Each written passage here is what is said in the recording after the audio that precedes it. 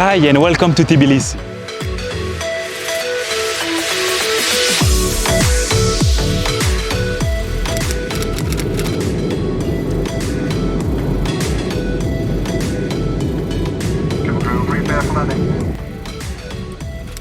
The most refreshing and charming city I have been so far. Lying on the banks of the Kura River with a population of approximately 1.5 million people, Tbilisi was founded in the 5th century AD. Tbilisi, the capital of Georgia, nestles in a valley between the North and South Caucasus Mountains, which was a one-time Silk Road capital, is now a wonderful city with so much to do and see. Once you drop your bags, go and explore the city and its neighborhoods on foot. While at first glance Tbilisi can seem both crowded and chaotic, many neighborhoods retain a village-like feel with narrow streets and small shops. Whichever side of the city you are looking for, you will discover a lot on any exploration of Georgia's capital. Full of history, which is reflected in its architecture consisting of a mix of medieval, neoclassical and the modern structures. Between 1801 and 1917, Georgia and its capital city Tbilisi was part of the Russian Empire, and then under the Soviet Union until the early 90s. You will not miss the sight of Soviet-style building all around Tbilisi, and one of the places to get a very close feel of the Soviet era is when you take the metro. Tbilisi Metro, known for its depth, was the Soviet Union's fourth metro system, and until now it has the old Soviet vibe to it.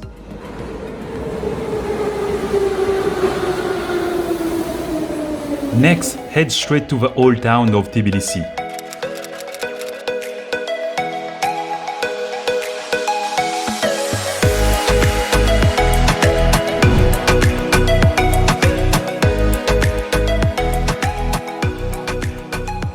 This is the center of the tourist areas. I absolutely love wandering around the streets of the old town to see the colorful old neighborhoods and soak up the capital's magnificent views. While strolling around, you cannot miss the many domes rising out of the low-rise buildings. This is the area of the old town where the famous sulfur baths of Tbilisi are located. According to legends, the city was built after the king discovered the hot water springs on a hunting trip in eastern Georgia. Immediately after, the king gave orders to build a city on this site and named it Tbilisi, which means the site of warm springs.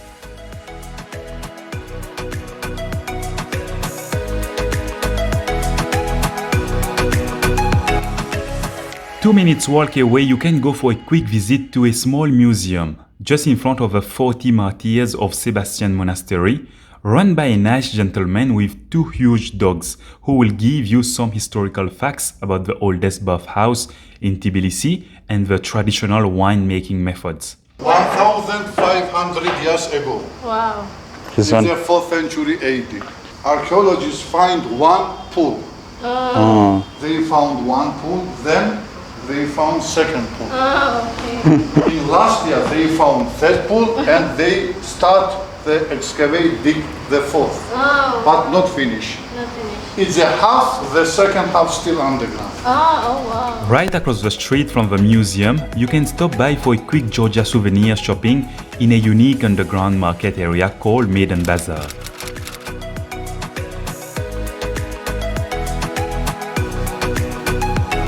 The alley is basically divided into four categories, which are the wine, souvenirs, spices, and miscellaneous Georgian-inspired stuff.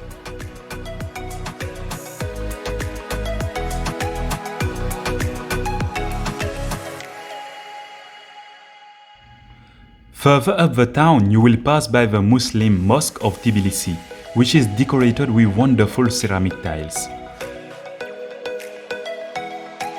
Further along a winding path in this charming area, you will come across the Bridge of Love,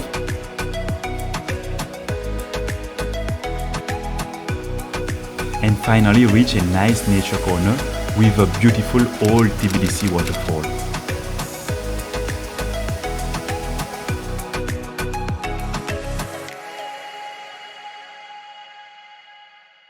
After taking a few pictures with a beautiful waterfall, you can climb up the spiral staircase and head to the Botanical Garden situated at the top of the old town.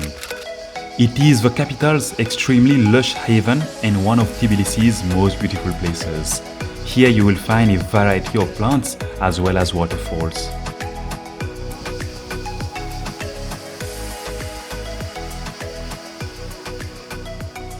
After visiting the Botanical Garden, you can cool down by stopping by at any of the local stands to try the famous wine ice cream. It's surprisingly very good and you could faintly get that distinct wine taste in it. Great thing about Tbilisi is that most of the must-see places are all within close proximity and you can visit most of them on a single trip.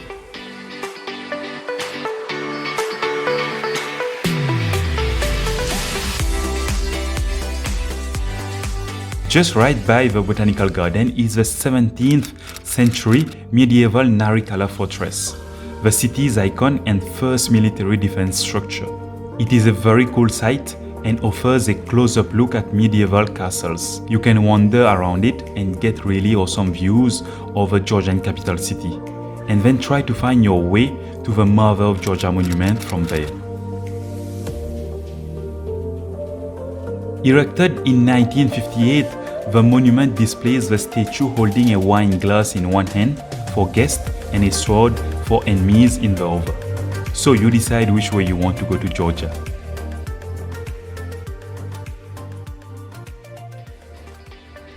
Tired of walking? Try the cable car and enjoy the stunning panorama views of the city. The cable car will then drop you in Rike Park, considered to be the youngest recreational area in Tbilisi.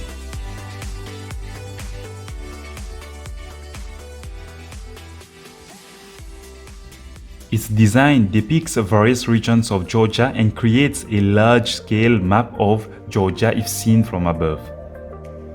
You should definitely take a stroll to the Bridge of Peace and get some cool pictures. Opened in 2010, the bridge stretches 150 meters over the Kura River, connecting old Tbilisi with the new district, providing a view of the Metichy Church and the statue of the city's founder. After the Bridge of Peace, you can head to one of the most Instagrammable spots of Tbilisi, which is the infamous clock tower in the old town.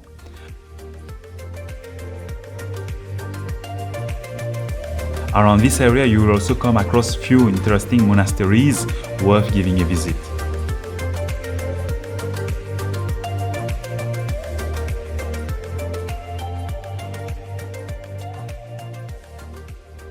Now, who would not be hungry after all that walking and exploring?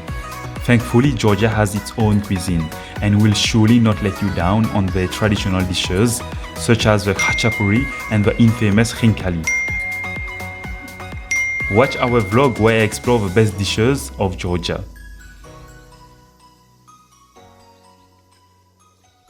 After satisfying your appetite, check out the Holy Trinity Cathedral of Tbilisi.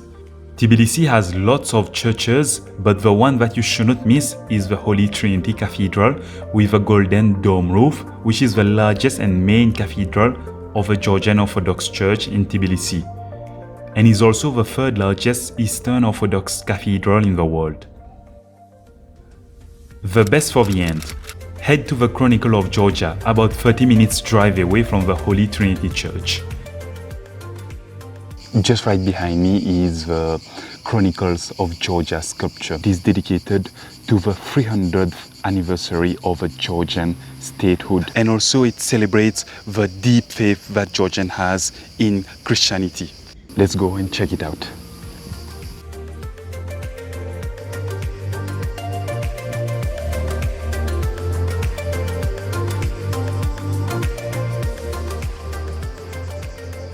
It is surprisingly not a very well-known place in Tbilisi, but a must-see site. This monument will impress you of its sheer size and its decorative scenes on the huge pillars. In for a night out, how about an authentic wine tasting of traditionally prepared Georgian wine? After all, Georgia is commonly referred to as the birthplace of wine, which would be some 8,000 years ago. Even if this is not fully verified, Georgia is definitely one of the oldest winemaking regions of the world. During my visit, I went to the Karalashvili's wine cellar in the center of Tbilisi. It's definitely one of the best wine tasting experiences. The place is ancient by itself and the wine tasting experience has a knowledgeable host and live piano in the background. So this is khachapuri. Right now there's water because we don't use to wine making. So yeah.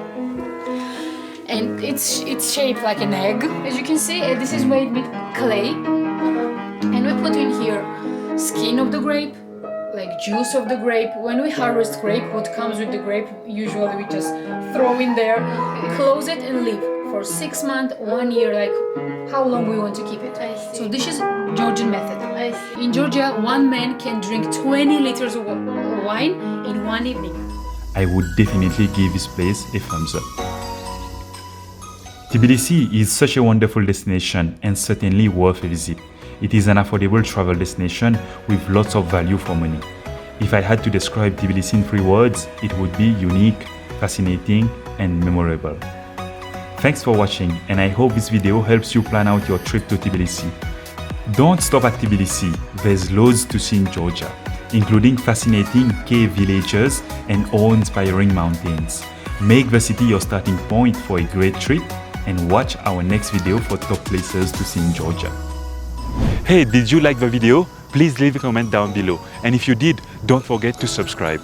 I will see you in the next one.